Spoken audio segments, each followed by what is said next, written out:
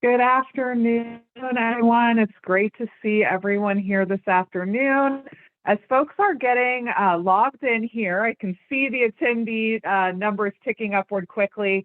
As folks are getting situated here today, I wanted to just start with a couple of brief announcements.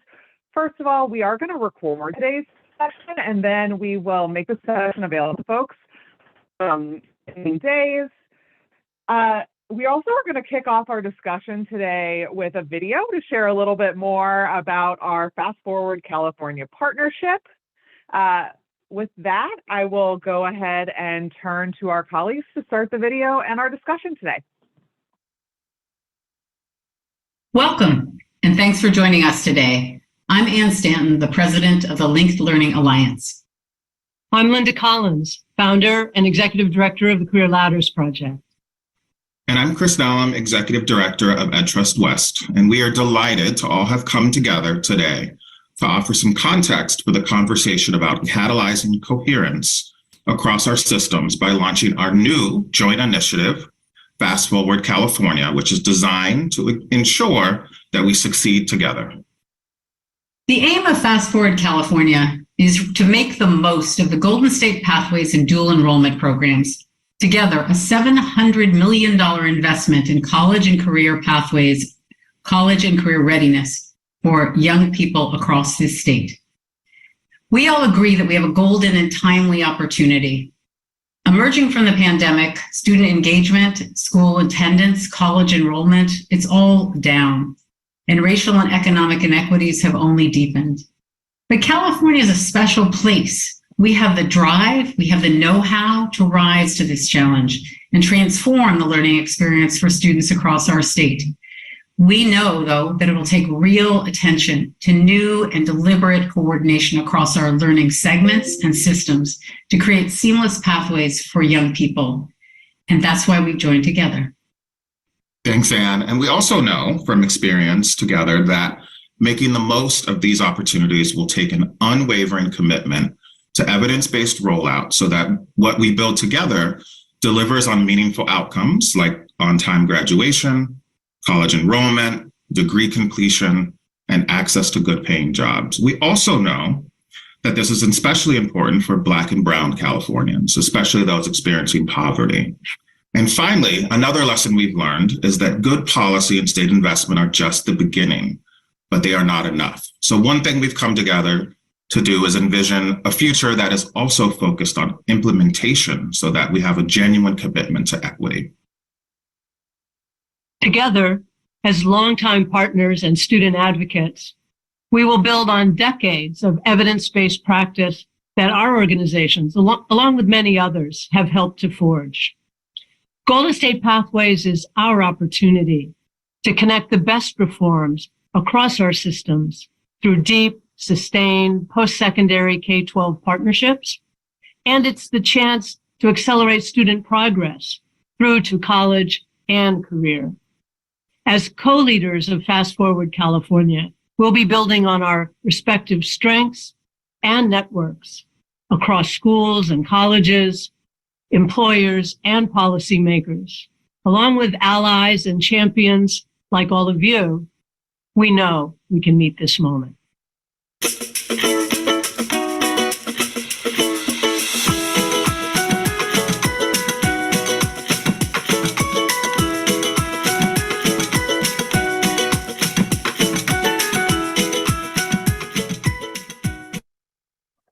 Hey everyone, I'm Sesson Perelliot, and I'm here with EdTrust West. But I just wanted to start by thanking you all for being here today. It's such an important session to be a part of, and we're so grateful to have you to be able to share the resources here today. As you heard in the video, new statewide investments in Golden State Pathways, dual enrollment, and community schools provide a once-in-a-lifetime opportunity to create more seamless, powerful experiences for students. But ensuring these dollars result in equitable outcomes at a scale that will require new coherence across all of our systems. So that's why we're excited for today's webinar. And it will outline how our organization's collaborative work is elevating that coherence work between Golden State Pathways, dual enrollment resources, in what we call Fast Forward California. So moving on, we're going to, we'd like to actually start with a poll, our mentee chat, and it would be a great opportunity to kind of interact with you and to also get a cross-section of folks, see the cross-section of folks who are represented here today. So based on what you share from us, from what you shared with us from our registration, we wanted to be able to look at building coherence in that partnership. So if you get an opportunity, if you could jump into that.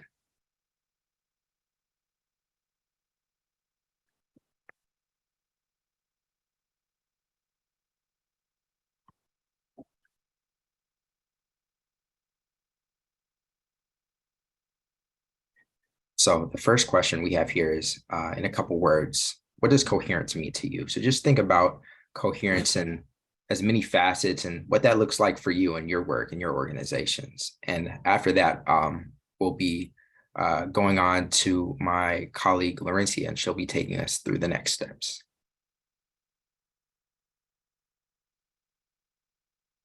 Great. We're seeing a lot of great responses here in terms of what does coherence mean to you? Collaboration, together, alignment, equity, synergy, clarity, partnership. Wonderful. For those of you that aren't familiar with Mentee, the larger the words, that means that a lot of folks are having some cohesion around those terms. And so that's why you'll see some words appear larger. And so it seems like there's a lot of similar perspectives in that. And so again, thank you so much for engaging with us. We're going to do a Mentee a little bit later in the presentation as well. And so we'll be able to capture some more information from you there. And so we can move on to the next slide. And so again, thank you all for being here today. And we wanted to provide some high-level context as it pertains to this webinar, and something to keep in mind as you move along in this process. You're going to want to start with students. I'll say it again, start with students. You're going to want to prepare students with the landscape and pathway opportunities and outcomes that match their aspirations. We don't want to track students simply because of assumptions based on their race or their gender, or their family income, or other assumptions that come from a deficit space. We want to cultivate meaningful pathways in which each student can thrive, be celebrated, and achieve even beyond their own expectations. Pathways tracking, what's the difference, you may ask? Pathways include student supports, dual enrollment, work-based learning opportunities, to name a few of those key elements. As you can see in the visual, the student is at the center. They're our focal point. The student circle is intentionally engaging with each of the other circles. In other words, the students experiencing each of those aspects of the diagram within their own academic experience. And please know that we understand that various funding streams, intersegmental limitations, institutional silos may make it challenging to actualize and visualize this for your students, but this is where the opportunity for coherence comes into play. And there's more distinction between tracking and pathways than just the supports and elements of the pathway experience. Evidence tells us that in order for pathways to be a lever for equity, we need to focus on quality. Quality from design to implementation and evaluation, which leads all to more equitable access and success for students. And quality is in fact the backbone. And that's why there's a quality standard consistent with the Linked Learning Alliance standards in the GSP legislation. So just to reiterate, supporting young people is at the heart of this work. Laser focus on quality for equity and ensuring young people are prepared and empowered to pursue their passions through rigorous and relevant experiences. And if we move on to the next slide, we definitely understand that some of you may say, hey, you know, we have great pathways. Our students are very successful in their pathways. And this work can and should be the strength of your community and existing pathways work. We also encourage you and your teams to ask, do our pathways have pathway aligned intentional dual enrollment? Do our students have work-based learning opportunities as part of that pathway? Who has access and who is enrolled in which pathways? Are your pathways equitable? It's important to uplift promising practices and understand the secret sauce that has worked at your sites and identify where you can scale. Equally important is to identify and act where you can leverage a coherence to improve access and success within your pathways. And we're here to help you think through all of these elements. With a glimpse of that today, Emily will now take us through a primer of the Golden State Pathways. On to you, Emily. Thank you, Laurencia. As you've already heard this afternoon, one of the big focus points of our partnership is ensuring that Golden State Pathways can really serve as a lever for coherence as you're implementing your college and career readiness work. On the next slide, please.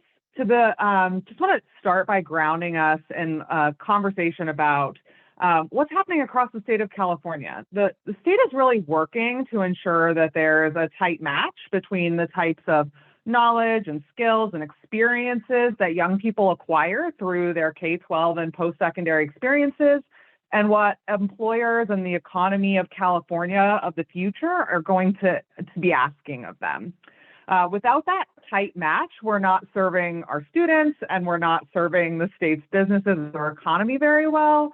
And the Golden State Pathways investment is one of a suite of strategies that the state is putting into place to deepen the connections between K-12, higher ed, workforce, and communities as a whole. And the design of the Golden State Pathways investment really situates it nicely to be a great lever for creating that connection and coherence in your systems at the local level. So let's talk a little bit about how Golden State Pathways can be a lever for coherence. Next slide, please. This investment provides some structure for bringing together areas of existing work under this organizing umbrella of the Golden State Pathways in service to young people and in service to communities. It pulls together student supports and rigorous and integrated academic and career technical experiences. It pulls in early post-secondary experiences and partnerships between K-12 districts and post-secondary institutions. It builds on a lot of the work that has been happening across the state for decades and really builds in an emphasis on the evidence of what works for young people and what works to create equitable access and outcomes across the state. Next slide, please. The backbone of the Golden State Pathways investment is quality. All of the elements of the Golden State Pathways investment are grounded in evidence and grounded in what works for kids. We know that the elements of Pathways work best when they're delivered in an integrated fashion with a strong emphasis on high quality implementation. If we don't have that high quality implementation, we don't get to that equitable outcome for students. And when students are participating in these sorts of high quality, rigorous, integrated experiences in Pathways, that's when we get to these really powerful outcomes where more students are graduating and they're graduating with more credits. They're graduating meeting those A through G requirements. They are building their skills for the 21st century, their professional skills. And this is, we see this happening for students regardless of whether they're coming into high school with high achievement or low achievement. And the evidence actually shows us that these results are most powerful for students who have entered high school with lower levels of achievement. Next slide, please. So let's dig in a little bit on the Golden State Pathways investment itself. For our conversation today, I'm not going to dig into every single element of the legislation. Instead, I'm going to focus quite a bit on the levers for connection and coherence that are built into this piece of law.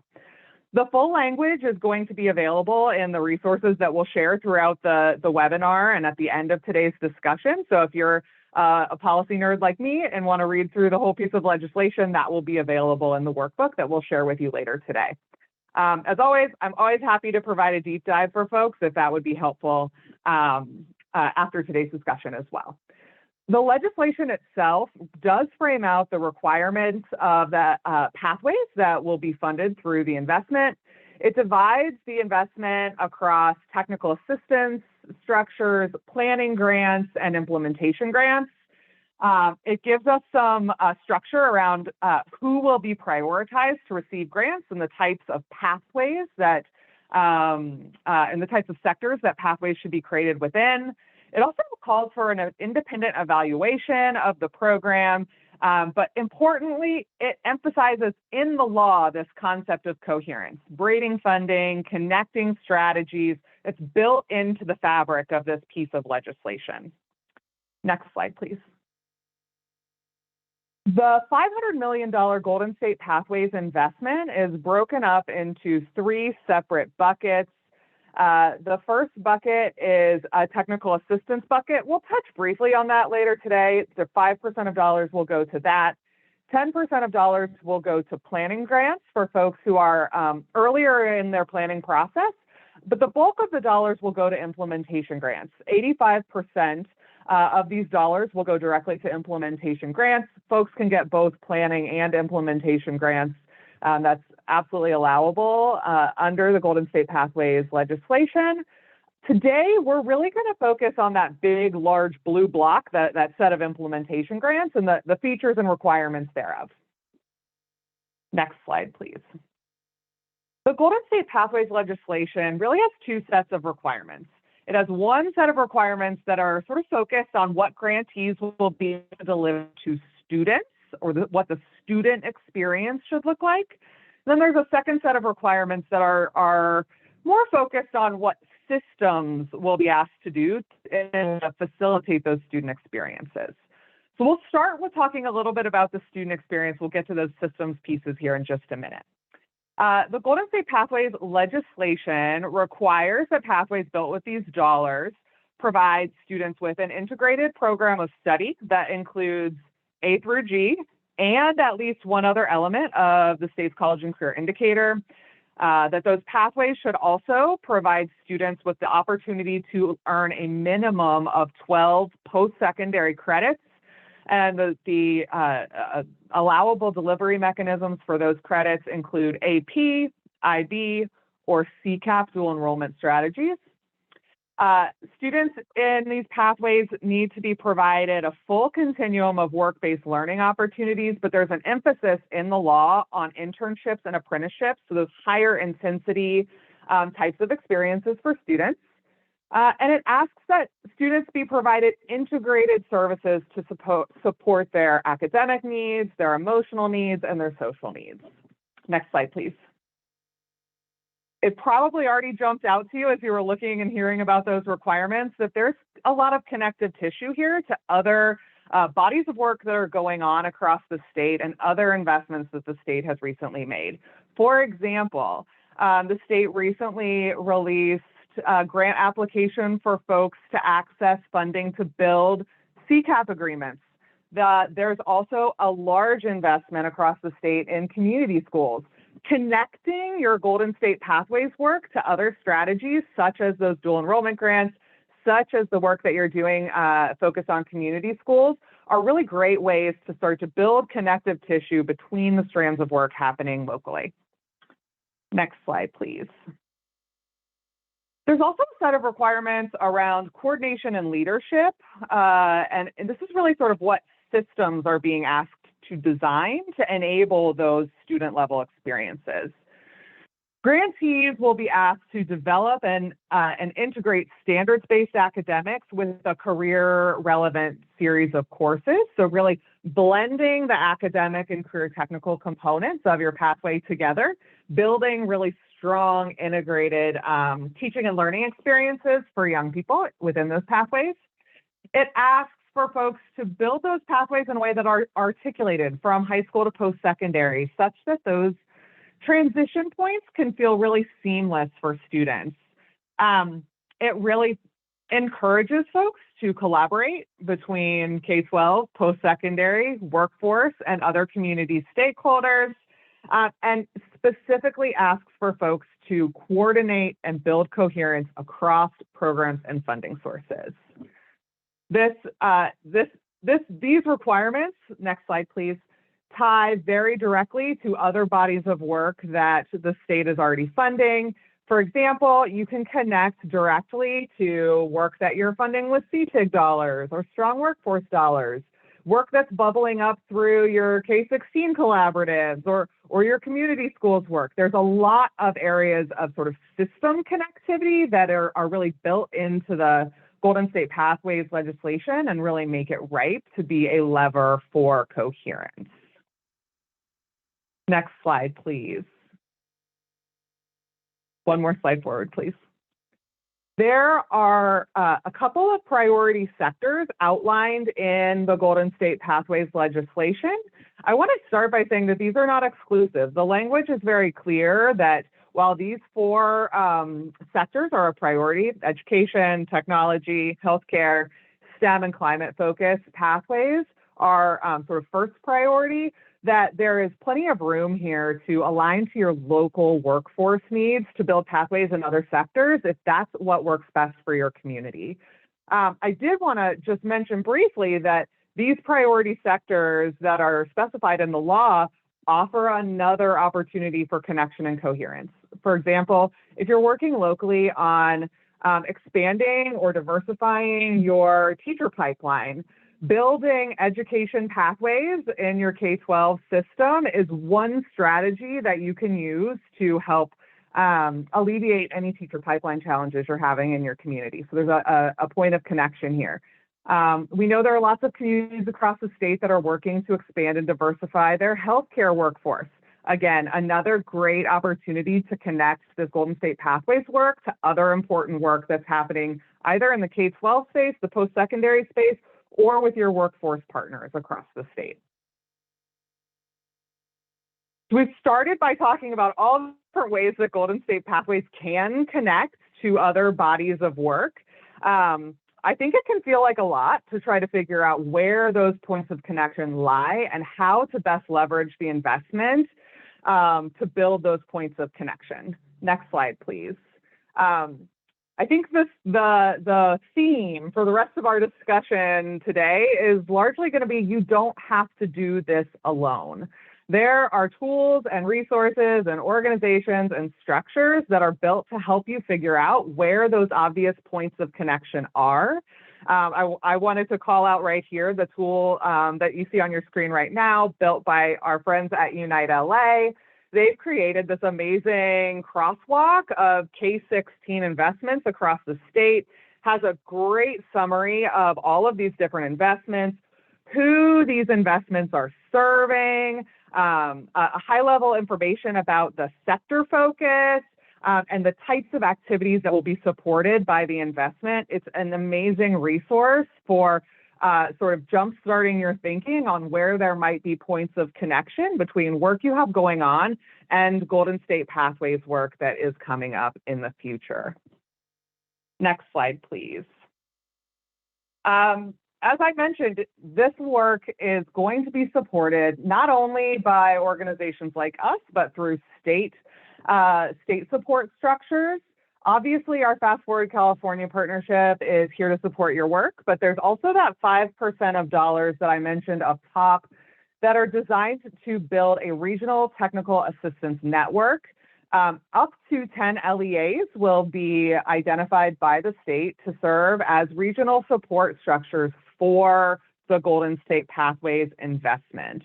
The TA work that those TA providers will be providing explicitly should connect to CTIG and other funding sources that are at play across the state that is explicitly in the legislation. Next slide, please. Just to put a little bit of a finer point on that, there are 5 points in the legislation that those TA providers will be asked to lean in on. One of them is very clearly integrating helping communities integrate their work across all of these funding structures. And to the next slide, please. A second one I wanted to call out quickly is that those TA providers will be asked to leverage evidence-based program frameworks to provide that technical assistance in those structures. The legislation itself explicitly references the linked learning framework and quality standards as a sort of exemplar or benchmark for that. So that's just another example of where these are resources that we are happy to share with you or that are out there in the public domain for you to take a look at, for you to use to ground your thinking and ground your work. Next slide, please. The linked learning quality standards obviously available on our website for you to take a look at and start thinking about grounding your work or benchmarking your work against those standards. That will be sort of the grounding benchmark for quality as folks are thinking about providing assistance to folks across the state who are building and implementing Golden State Pathways programs. Next slide, please. So that was the 10-minute version of Golden State Pathways, as I mentioned earlier. Happy to dive in deeper on GSP with anybody who's interested. We just spent a couple of minutes talking about the types of support structures that will be provided through the grant and through our partnership, as well as others. For the rest of today's conversation, we're going to talk about a set of resources that our partnership has developed to really get you jump-started on this work. We've developed a workbook that includes a sort of planning process, as well as a Golden State Pathways application planner that you can use to start your work and start thinking about how you might frame your work before the Golden State Pathways applications come out. With that, I'm going to transition to my colleague Sesson to start walking us through those resources. Thank you so much, Emily, for that in-depth review. Now we're going to take a moment to look at our current collective context in terms of Golden State Pathways and guide you through the process to understand that local context. Before diving into planning too much, you'll first want to ground your team in your vision for college and career readiness. Many communities have a graduate profile or vision statement focused on what students should be able to know or do by the time they graduate from high school. These can serve as that grounding principle to which all of your efforts are connected. The vision statement or that graduate profile should serve as the anchor to which all of your activities are intentionally connected. And at multiple points in planning and implementation, it's good to regularly assess those efforts you are prioritizing to ensure that they're feeding that vision, having meaningful impact, and supporting the equitable access of students. This is also an important place to take note if your organization has specific equity goals tied to this work. And if not, your organization should set those equity goals to ensure that student groups who stand to benefit are most uplifted in the planning and implementation of the process.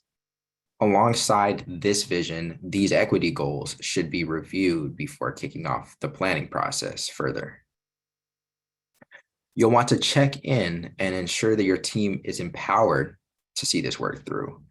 That connection is especially important in this work, whether it's connecting K-12 to post-secondary, connecting education to workforce, or connecting to your broader community. Be sure that your planning team includes individuals who lead or significantly influence related bodies of work across your community. You might also want to consider these factors: K-12 partners who lead or influence work related to pathways, college and career readiness, work-based learning, and community and employer engagement. Additionally, post-secondary partners who lead or influence work related to pathways, dual enrollment, work-based learning, and community employer engagement. And lastly, employer and community partners who engage with pathways or student support services across their educational career. The team should be reflective of this broader school and community. Ensure that you are building that space that includes and empowers diverse voices within your organization and across the community throughout the process. So we'll be moving on to the next tool, in fact, which is an ecosystem mapping tool that we've developed for your use to map your local context further. And in a minute, you'll hear more about how to map that through your current college and career readiness ecosystem. And now I'll actually hand it off to our colleague, Naomi, to introduce a practitioner actually doing this work.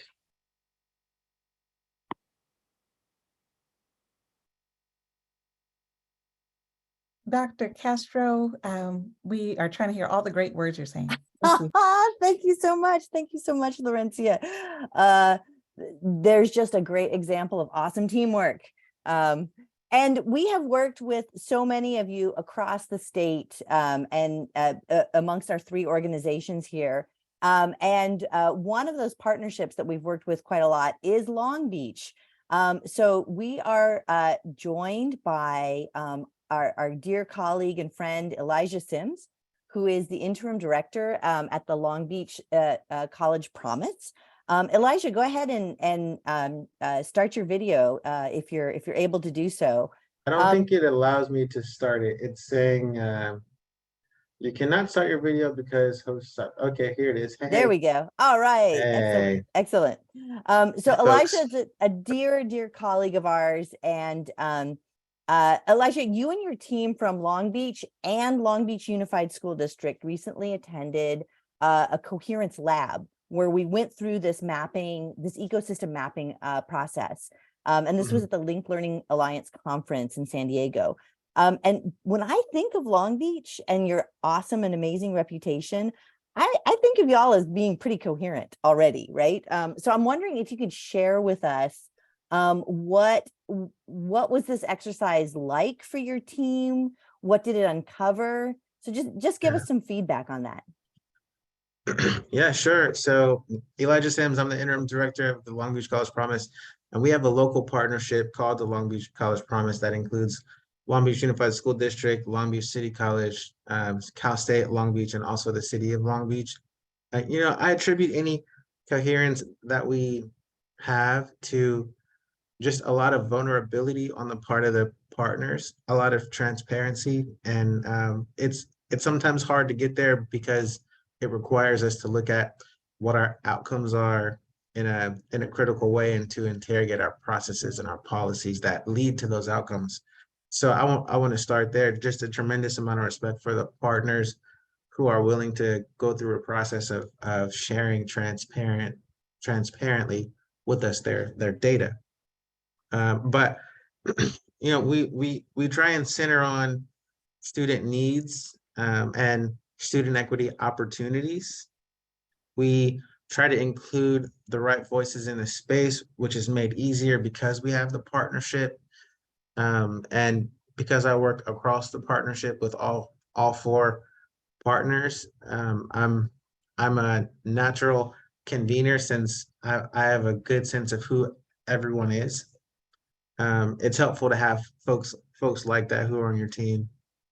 We listen, but more importantly, we try to hear how each partner makes sense of their goals and their priorities. So I think a good example of that is dual enrollment, not just scaling dual enrollment to scale it, but scaling it in a way that ties in with the linked learning pathways and ties in with, by extension, the sectors, but also aligns with the meta majors at the community college and the schools at your 4-year, and ultimately the majors that students may choose in the future. As you're doing this work, which is very complicated and nuanced, it's really helpful to visually map your work and to present your work visually so that folks can track you and know exactly what you're talking about and how it relates. And then lastly, with respect to resources, I think it's helpful to find ways to put resources where they're needed to improve outcomes, which is different than placing resources where they historically have been placed or maybe traditionally have been placed. And some of that work comes from being transparent about the outcomes. If we've done things a certain way in Long Beach and the outcomes are not what we want, then as we, for example, I'm picking on dual enrollment again, try and scale dual enrollment, one of the questions we're asking ourselves is, are we putting our resources in the right places? And if not, where else should they go? Elijah, thank you so much. That was really fantastic. I so appreciate you. Shout out to all your partners who might be attendees and maybe not. And Yeah, it's a big love fest. We love Long Beach. Hey, keep inviting me. I'll keep showing up. Excellent, excellent. And so now we're going to move on to actually digging into this ecosystem mapping tool that Elijah and his team went through in San Diego. And I'm going to pass it over to my dear colleague, Camille, who's going to take us through that. Yeah, thank you, Naomi and Elijah. Hi all, my name is Camille and I'm joining with EdTrust West. I'm going to talk us through that mapping process. That way we can visualize where we're at, right? Like Elijah just mentioned, that's really important to kind of seeing everything. Creating coherence in your college and career readiness strategy requires intentional connection, alignment, and integration across areas of work and funding sources. In order to better connect our work, it's important to take stock of current efforts, the work you're already doing. So beginning with your vision of college and career readiness in mind, as Sesson shared about previously, your team should partner to brainstorm and map those existing efforts, which is what we're calling all the programs, initiatives, strategies, projects, etc. All that work you're already doing, we're calling those efforts. This portion of mapping, we're calling the brain dump portion. So we have this planning map for you to use once you're ready to engage in the process. And I'll walk us through some steps to engage in the tool. So using the planning map, which I'll show in a second, and a set of multicolored sticky notes, you're going to want to brainstorm all the efforts you currently have in place related to each of the components of high quality pathways. You can use sticky notes to capture current efforts across all the components, which I'll show here in a sec. And while you're brainstorming, you'll also want to note which efforts are directly tied to your equity goals or are significantly impacting your ability to provide equitable opportunities for students. You might designate a letter E on those efforts in the corner of stickies if you're using those.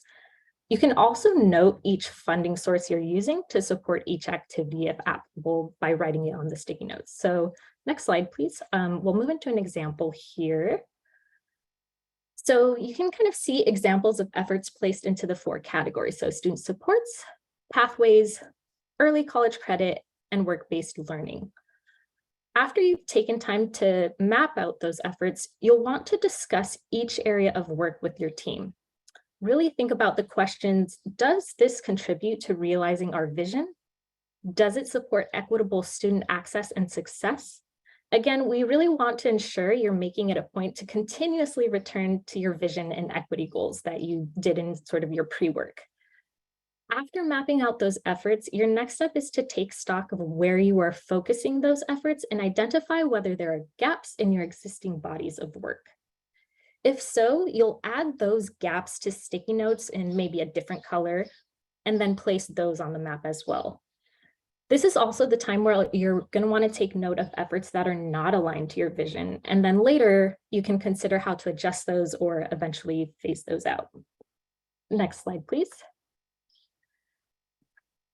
So after your brain dump of efforts, you'll want to assess the impact of each of those efforts.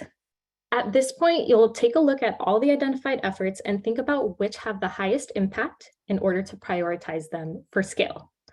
You'll also think about which efforts have low impact and then consider them for return on investment or eventually phase out. So areas of work with high impact for learners, for employers, or the community should be prioritized for scale, while the lower impact strategies should be evaluated for return on investment or considered for phase out. And it's okay to acknowledge when things aren't working the way we envision and just stop doing them altogether, right? If they're not having the intended impact, why continue doing them? So starting with your existing map of efforts that you saw an example of on the last slide, you're going to reorganize your sticky notes with an eye towards impact. Next slide, please. So you can see here, you'll organize high impact efforts above the gray impact line going through the middle, and then plan low impact efforts below the impact line. So for example here, maybe you have a writing center, but it's low impact because it's not currently staffed or not open when it's most convenient for students. So things like that. This will help your team identify what strategies are actually set up to scale effectively. Then you might realize some of those low impact activities could use some adjustment or again, figure out which need to be phased out. And we have some additional questions you might want to consider. Does the impact of that effort justify the investment? So the investment in the strategy could be in space, equipment, staffing, or partner time, or other programmatic costs. You can also consider other values, such as whether the strategy is building relationships with stakeholders, or if it strongly leverages community assets. Another question to think about, does the impact of this effort contribute to realizing your vision? So for example, you may identify efforts that appear aligned with your vision, but the impact doesn't actually move you closer to reaching your goals. You'll also want to consider which areas of work are strong. Do you notice any themes related to strong work in your community? And then which areas need attention? Do you notice any themes related to work that do not have the intended impact? You want to consider the amount of work involved in each of these efforts. Are some areas particularly efficient or inefficient uses of time? Do some offer a stronger return on investment than others? So you'll want to consider all these things, and then that'll help you realize which activity or which efforts can be scaled out, and then again, which can be phased out. Next slide, please. And now the third part of this mapping, we'll take a look at stakeholders. So as mentioned earlier, connection is really key to college and career readiness strategy. This work hinges on collaborations, strong relationships across segments of the education system, between education and workforce as well. So the folks you see here, students and families, post-secondary partners, employers, and community-based organizations need to be engaged and ultimately support your efforts in order to scale and truly sustain this work. In this third part of the mapping process, you'll map your stakeholder relationships for the efforts you've identified already, and then begin to think about where you might need to pull up more chairs to your table and broaden our outreach and impact and engagement. So for each effort, you're going to consider who's already engaged and who should be engaged to ensure that your efforts are driving coherence, equity, and quality. So you'll want to consider who's currently at the table, and that's in terms of both categories of stakeholders, such as families or employers, as well as individual stakeholders, such as a mayor or city council person. Who's missing at the table? Again, you're going to want to consider both categories of stakeholders and individual stakeholders themselves. And you'll also want to consider, are you engaging all demographics from your community in your work? Are there some folks who are being left out of the discussion? So you want to be sure to build that space that's mindful of stakeholders, that is inclusive of identity, really being intentional with including everyone who would represent your community. So for each effort, you'll identify the categories of stakeholders you're engaging into your map, which we'll take a look at an example again here. So you can see the map is becoming more full. And even with this, example where we only started off with a few efforts. So you might add in colored dots, and those kind of correlate with Post-its where you've mapped out particular partners at the top. And then at a minimum, again, you'll want to consider those students and families, post-secondary partners, community-based organizations, and employer partners. There might be others you might map out as well. So after you've done that mapping, you're going to, with your team, identify strengths and gaps in your community engagement. So look across your activities and notice any activities that have strong engagement across stakeholders, as well as those that have limited stakeholder engagement. Then think about what your current process for engagement actually looks like for each stakeholder group. So for instance, is it surveys, focus groups, advisory groups, inclusion of different stakeholders on planning teams? You also want to think of the timing of your engagement.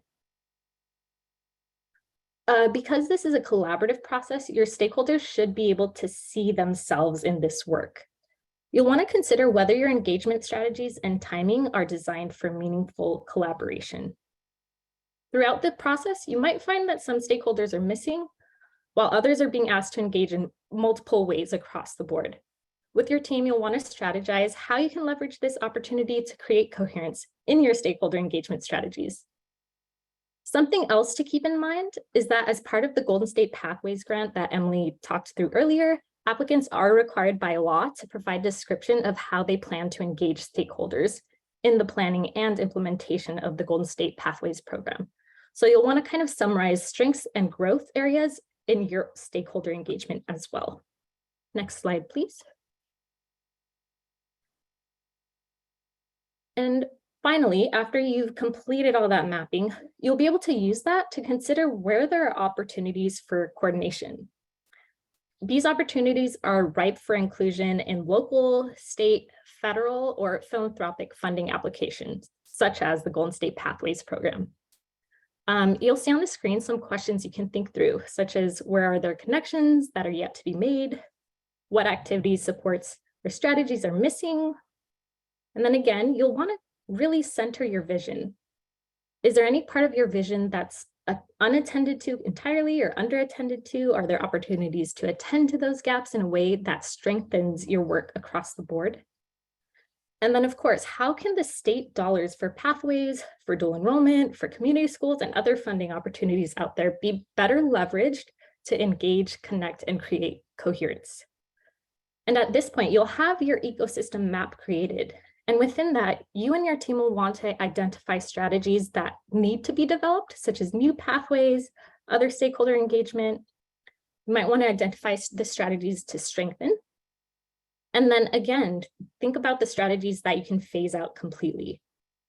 You can begin planning how your community will use the Golden State Pathways opportunity to drive coherence across your efforts.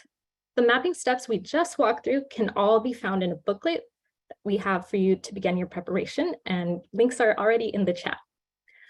After you and your team have completed the mapping and identified strategies to scale out, or areas where Golden State Pathways can drive coherence, you can then leverage the application planning tool.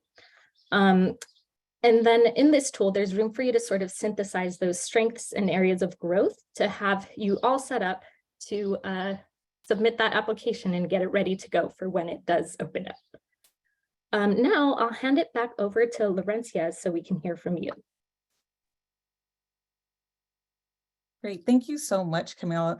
Really appreciated you walking through that ecosystem mapping. I really felt like we were almost in the classroom and working together with our partners. So great job, and thank you for that. And as Camille stated, we now want to hear from you. We provided some context of the opportunities that are on the horizon, as well as some potential next steps for you to move forward in this work. We provided some examples of tools and maps and templates that can support these efforts towards creating meaningful pathways to college and career by way of thoughtful coherence with your partners.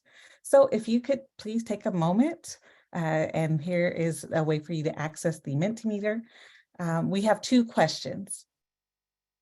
What can help you get started with this work? And what tools and resources do you need to drive coherence? So two questions again, what can help you get started with this work? And what tools and resources do you need to drive coherence? And so you can go ahead and access the Mentimeter. It's in the chat as well. If you have any issues accessing the Mentimeter, you can put your responses in the chat as an option. We definitely want to be able to capture that information. And this will also help inform how we can support you all in your regions moving forward in this work as well. And so we know some of you probably need some time to digest some of what you've heard.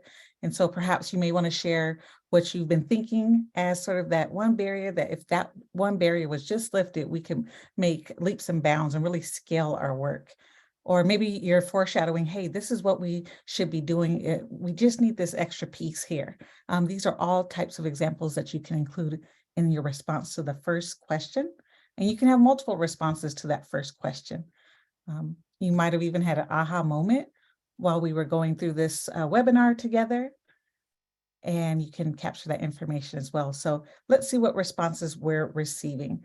So what can help you get started with this work? The workbook, which you have an example in the chat, a dedicated team, research and committed partner relationships is really important that we have evidence-based data-informed practices in these efforts, collaboration with K-12 strong workforce, opportunities to talk and problem solve with others. The tool is a great starting point. Great to see that feedback. We're glad that you're liking that, recognizing that there's multiple tools that you can leverage and make sense in your local context. regular meeting time as a K-16 team, so that intersegmental partnership support on aligning all systems for pathways, really integration and coherence, excellent. Connecting with people in your ecosystem, absolutely necessary condition. And coordinator to manage the project, funding and grant support, and ample time. Okay, we also had someone share, of course, we all wish we had the gift of time as well. And then, do we have any responses for question number 2 in terms of driving coherence? So what tools and resources do you need to drive coherence across your college and career readiness efforts and partnerships? So collaboration, current data, visuals and examples, help with connecting with the college. So building those relationships with your college partners, super critical, particularly with dual enrollment, and then as well as career readiness. Some perceptions in terms of changing mindset of those who are not ready for significant change. I know recently was at a conference, and one recommendation was looking at how folks can pivot as a means to get towards change. And so multiple pivots could be a process. We see those dollar bill signs. We know that that would be helpful. So hopefully the different tools and workbooks will set you all up to acquire some of those funds via Golden State Pathways. Partner with community college to implement college and career access pathways dual enrollment, and as well as the articulation process. Districts to collaborate and commitment. Absolutely, absolutely. Great. Any other responses? It looks like we might be getting a few more towards the bottom there. The tools provided were great resources, more examples of how partnerships could collaborate to streamline a student-friendly process. Great, great informative piece there. Facilitation expertise, great. Mindset changes, A through G, CCI, clearer guidance about K-12 pathway coordinators and K-14 technical assistance providers, how they can work alongside and provide technical assistance, and figuring out how to get stakeholders together.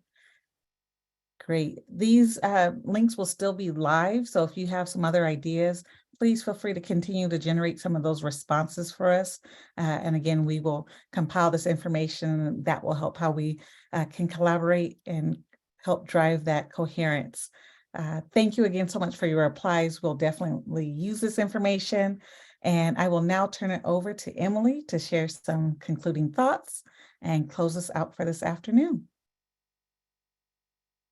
Thank you, everyone, for your attention, your great questions, your comments throughout the discussion today.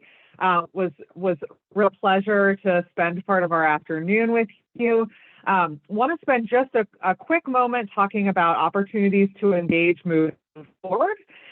First, I want to share that the Fast Forward California team will be at the Dual Enrollment Equity Conference next week. So that is the next opportunity to engage with our collaborative and the body of work.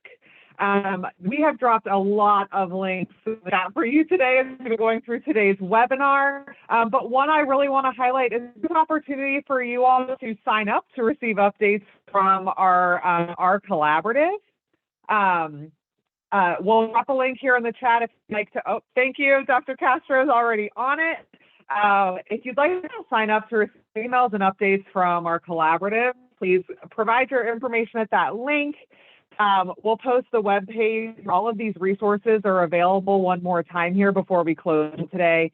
And as always, we really appreciate you spending your afternoon with us. Each of our organizations, our partnerships together are always ready and able to support you in your efforts as you're thinking about moving forward and planning for Golden State Pathways dollars, how you implement your Golden State Pathways dollars, and being really intentional and coherent with your strategies moving forward. So don't hesitate to reach out to us with any questions or comments, and happy to give you back a little bit of your today in terms of that gift of time that Laurencio was referencing earlier. Have a wonderful afternoon and appreciate your time with us today.